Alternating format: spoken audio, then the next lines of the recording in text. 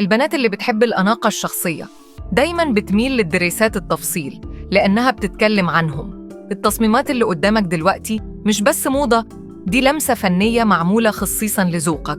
كل موديل هنا مصمم على أساس الراحة، الجمال والحشمة في نفس الوقت.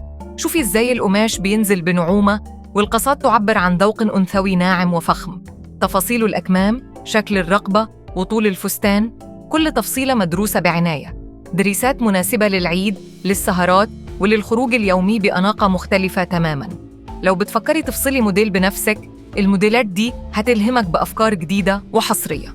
الموضة مش تقليد، الموضة اختيار ذكي، والموديلات دي هتخليكي دايماً في القمة. كل فستان من دول معمول بحب، علشان كل بنت تشوف نفسها في قطعة فريدة.